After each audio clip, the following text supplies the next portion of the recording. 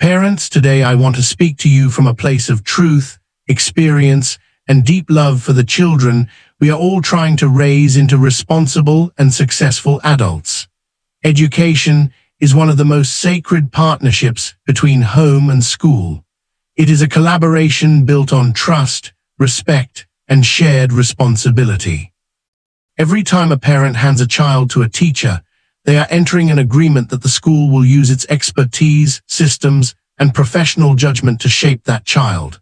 But in recent years, there has been a growing tension between what teachers professionally determine for learners and what some parents insist on, often emotionally, reactively, or arbitrarily. This message aims to bring clarity, healing, and understanding so that we can work together for the good of our young people. One of the areas where this tension appears most strongly is in the decisions surrounding whether a child should be promoted to the next grade or asked to repeat a class. Teachers do not arrive at these decisions lightly. They evaluate academic performance over the entire school year, not in a single moment. They assess emotional maturity, not just intelligence. They consider classroom participation, learning patterns, behavioral indicators, readiness for new curriculum demands, national standards, and the child's overall developmental trajectory. These decisions are informed by continuous assessment, professional training, and a holistic understanding of childhood development. Yet despite this extensive process, many parents override these decisions. A parent may insist that the child must be promoted simply because they must go with their age mates, without regard to whether the child actually possesses the foundational knowledge to succeed at the next level. Another parent may request that a child repeat even when the child has met all requirements, purely out of personal fear or dissatisfaction, unaware that holding a child back unnecessarily can have long-lasting emotional consequences. But we must ask ourselves honestly, if a teacher says a child is ready, who benefits when we force them backward? And if a teacher says a child needs more time, who suffers when we push them forward prematurely? Parents often say, "I know my child best," and that is true. You know your child emotionally, personally, culturally, and spiritually. But in the classroom, where cognitive challenges, competitive environments, peer influence, academic pressure, and structured learning take place, the teacher sees a version of your child you may never witness. So if you are the first teacher of your child, that is correct. But in school-based academic decision-making, who are you in that context? What training do you have? What data do you have that is superior to the teacher's professional judgment?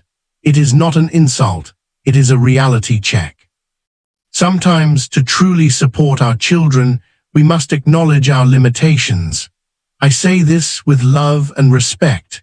We must call a spade so that we understand our role in educational decision-making. To understand this more clearly, let us draw an analogy. Imagine a parent walking into a courtroom and telling a judge, "Please imprison my child even though he is innocent," or "Release my child even though evidence shows he is guilty." No sane parent would do this. Why? Because the judge makes decisions based on law, evidence, and professional judgment, not emotions, not family pressure, and not personal preferences. In the same way, when we take a child to the hospital, no parent prescribes the medication. No parent tells the doctor, "Give this drug instead of that one," or "Discharge my child even though you say she is still very sick." And no parent keeps a child admitted when the doctor says the child is completely healthy. Doctors make decisions from training, science, and expertise. Judges rely on the law. Teachers rely on pedagogy, assessment science, psychology, and professional experience. Overruling them is not a sign of love. It is a misunderstanding of roles. One of the most troubling forms of parental interference is the trend of organizing extra lessons during school vacations. Ministries of education carefully design school calendars to balance learning and rest, because scientific research consistently proves that the brain needs cycles of recovery for optimal functioning. The American Academy of Pediatrics warns that children who do not receive adequate breaks have a 27% higher chance of developing anxiety disorders. The University of Cape Town reports that children who are academically overloaded without downtime retain up to 40% less information, meaning their brains cannot consolidate what they learned. Yet many parents believe that continuous learning equals better performance, but even the Bible teaches the principle of seasons. Ecclesiastes 3:1 reminds us, "To everything there is a season, and a time to every purpose under heaven. There is a time for learning and a time for rest." When we ignore this natural rhythm, we do more harm than good. Children are not machines. They are growing beings, physically, emotionally, mentally, and spiritually. Rest is not laziness, it is part of learning. Even an African proverb says, "Even the lion rests after the hunt." Why then do we expect children to function without pause, without play, without the mental restoration that every human being needs? When a child is forced into constant learning, the result is not excellence but burnout, anxiety, and fatigue. A tired child is not an intelligent child. A stressed brain does not absorb well. Many children are failing not because they lack ability, but because they lack rest. But parental interference goes far beyond extra lessons and promotion decisions. Across many countries, teachers witness a wide range of actions that, though well-intentioned, ultimately derail a child's development. Some parents choose academic subjects for their children without consulting teachers or considering the child's strengths, passions, or natural talents. A child who loves art and literature is forced into science because science is prestigious, while a child gifted in numbers is directed away from mathematics because the parent believes it is too demanding. Yet research consistently shows that when children study in fields misaligned with their natural inclinations, they experience chronic frustration, burnout, and diminished self-esteem. Other parents insist that only certain teachers should teach their children, rejecting others based on rumors, hearsay, personal biases, tribal preferences, church alignments, or unfounded perceptions. Yet in no other profession does this occur. You do not walk into a hospital and instruct the head of department to change your surgeon because you prefer someone else, unless there is a formal, evidence-based reason such as malpractice or incompetence. Schools assign teachers based on training, specialization, timetabling, resource availability, and institutional planning. It is not random and it is not political, it is structured. Before we continue, if this message is resonating with your heart and mind, kindly subscribe, comment, like, and share this video. Our channel creates educational, inspiring, and practical content for students and learners inside and outside schools, colleges, and universities, as well as for parents, teachers, school management teams, and community leaders who care deeply about effective learning and a brighter future for young people. Some parents also demand that their children be exempt from discipline. They argue, "My child cannot be punished," or "talk to the others but not my son." This mindset is deeply dangerous. Discipline is not punishment, it is guidance. It is character formation. A child who grows up without boundaries becomes an adult who cannot handle responsibility, authority, correction, or societal rules. As the proverb says, a child who is not corrected will build a path that destroys him. Discipline is scaffolding. It holds the child steady until maturity can stand on its own. There are also parents who pressure teachers to inflate or manipulate grades. They want marks that reflect their desires, not the child's actual competence. But changing a grade does not change the child's understanding. A child who earns an undeserved 90% does not suddenly become good at mathematics. Instead, the child enters the next level unprepared, confused, and lacking foundational knowledge. UNESCO reports that inflated grades contribute to a 30% decline in long-term performance and often lead to frustration, depression, and a sense of academic fraud. A false grade is a false foundation. Eventually, the house collapses. Many parents also keep children home for non-essential reasons, family events, shopping trips, ceremonies, birthdays, or convenience. They forget that every school day counts. Studies show that missing just 10% of school days lowers academic achievement by 30%. The brain learns through consistency, not interruptions. And better than 1,000 days of self-study is one day with an excellent teacher. Every day in school is an opportunity to grow. Some parents expose their children to excessive screen time, especially smartphones, tablets, and unsupervised internet access. Psychologists have warned repeatedly that unrestricted screen exposure reduces attention span, weakens working memory, increases impulsivity, and disrupts sleep. Teachers often struggle because children arrive at school overstimulated from digital media and understimulated in real learning. In other cases, parents demand reduced expectations in class because they believe their child is special, sensitive, super intelligent, or too brilliant to follow normal rules. But every child, no matter how gifted, needs structure. Shielding a child from accountability builds entitlement, not greatness. If you keep defending a child from discipline, one day you will defend him in a court of law. Some parents resist or reject special needs evaluations even when teachers observe consistent signs. Sometimes parents are in denial, sometimes they feel shame, sometimes they fear judgment from society. But early intervention improves outcomes dramatically, sometimes by up to 70%. Denying support does not remove the child's difficulty, it only delays the help they need. As educators say, a child's delay today becomes their struggle tomorrow. Parents also often involve children in adult disputes with schools. They complain about teachers in front of the child, criticize school policies at home, or encourage disrespect for authority. When a child sees parents undermine teachers, the child internalizes that disrespect and stops taking school seriously.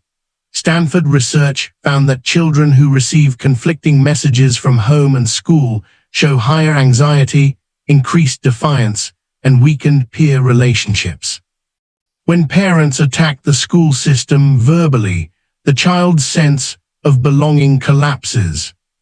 Some parents force children into competitions, sports, or extracurricular activities that they are not interested in, simply because the parent wants to fulfill dreams through the child.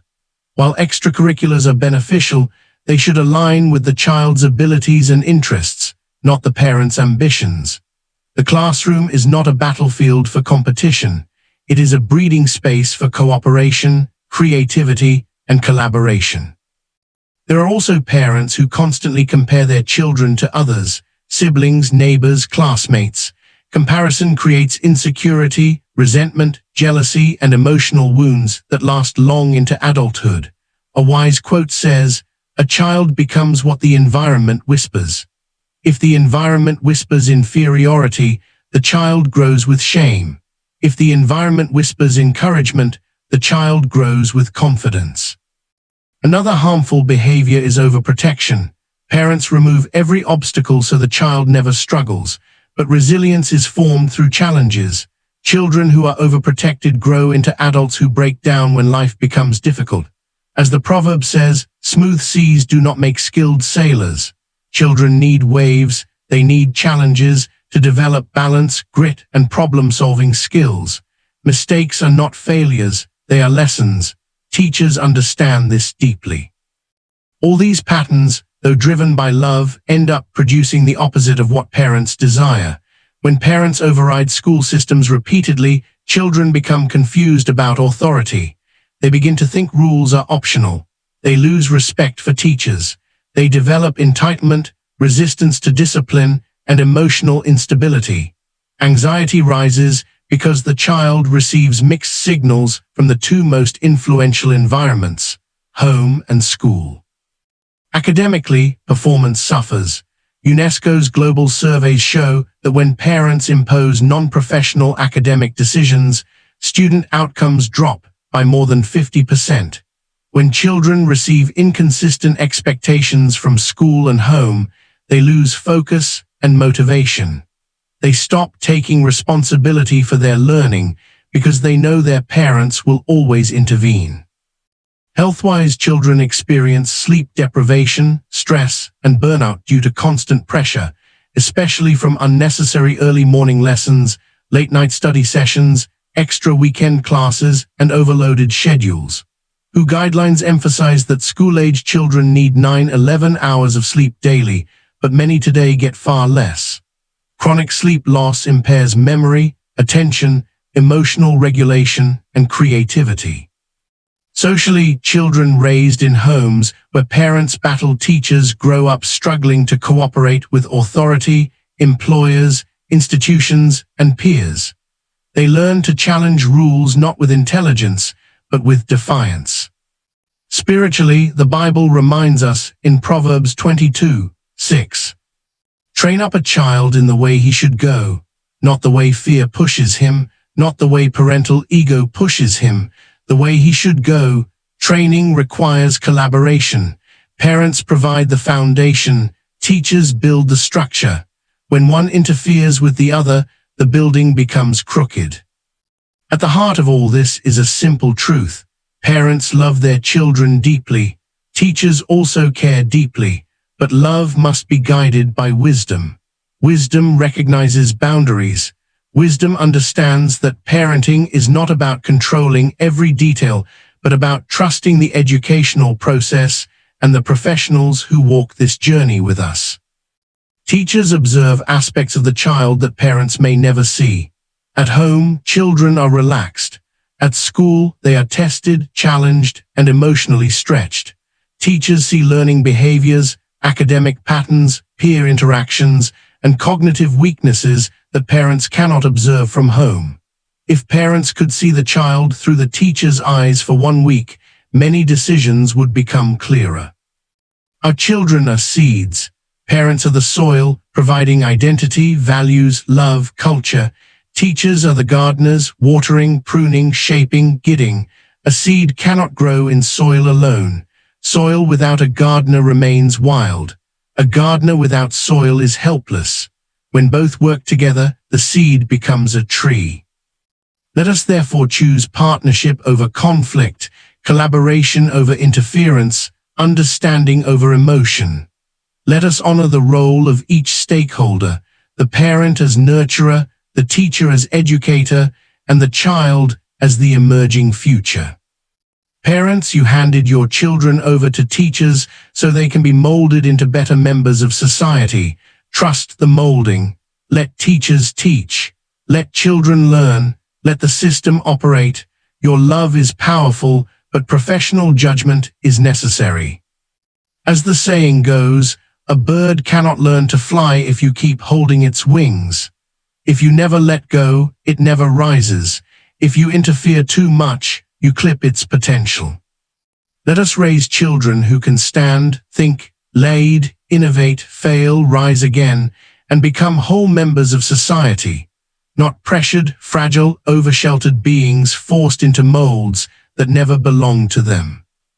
Let us raise children, not products, human beings, not trophies, learners, not performers. And the journey begins with trust. Trust in the process, trust in the professionals, trust in the timing, trust in your child's unique path. Trust that letting others do their job does not diminish your love, it protects your child's future. Because in the end, education is not only about passing exams, it is about passing through life, strong, balanced, wise, and prepared. Our children's future is too important to risk. Their development is too precious to gamble with. The world they are going into is too demanding for us to raise confused, entitled, unprepared adults. Let us build together the foundation they need. Let us honor the sacred partnership between home and school, and let us be the generation that finally gets this right. Thank you.